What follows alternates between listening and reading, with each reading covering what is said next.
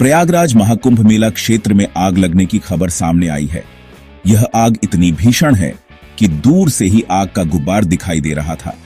वहीं आग बुझाने के लिए दमकल की गाड़ियां मौके पर पहुंच गई हैं और आग पर काबू पाने की कोशिश कर रही है। वहीं इस आग की वजह से कुंभ आसपास के टेंट भी चपेट में आ गए हैं और टेंटों में रखे सिलेंडरों में धमाके भी हुए हैं। महाकुंभ क्षेत्र में लगी यह आग इतनी भीषण है कि इसमें 20 से 25 टेंट जल गए हैं। यह आग अखाड़े से आगे वाली सड़क पर लोहे के ब्रिज के नीचे लग गई है।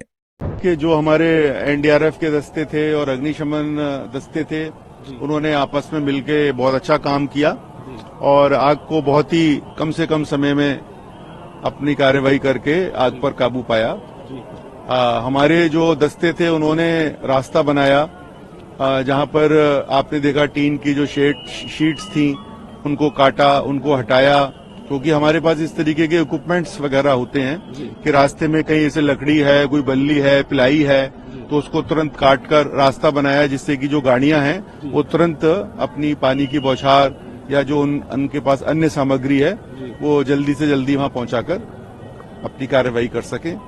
तो यही हमारी टीमों ने मिलकर आपस में काम किया। कितनी टीम सर एनडीआरएफ की डिप्लॉय थी यहाँ पर 4 टीमें हमारी तुरंत पहुंच गई थी। एक टीम सबसे पहले पहुंची थी, उसके 5-10 मिनट के अंदर 3-4 मिनट के अंदर तो हमारी पहली टीम पहुंच गई थी और अगले 10 मिनट के बाद हमारी 3 टीमें अलग अलग सेक्टरों से, पास के सेक्टरों से पहुंच चुकी। वहीं यूपी सरकार के मंत्री ए.के. शर्मा ने महाकुंभ मेले में लगी इस आग पर कहा कि ये जानकारी सामने आ रही है कि 3 सिलेंडर में ब्लास्ट हुआ था, लेकिन गनीमत रही कि किसी की कोई जान हानि नहीं हुई।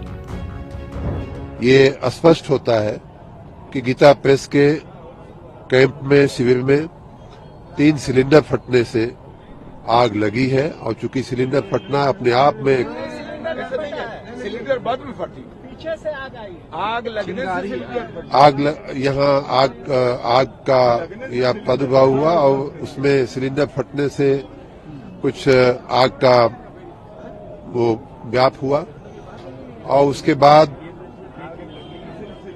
चूंकि कैंप में ऐसे ज्वलनशील कुछ मटेरियल होते हैं और गीता प्रेस हमारी सबकी बड़ी मानिंद एक साहित्यिक संस्था है, ऐसी संस्था में कागज पत्थर और इस तरह की चीजें भी स्वाभाविक रूप से होती हैं, तो उसमें आग लगी है।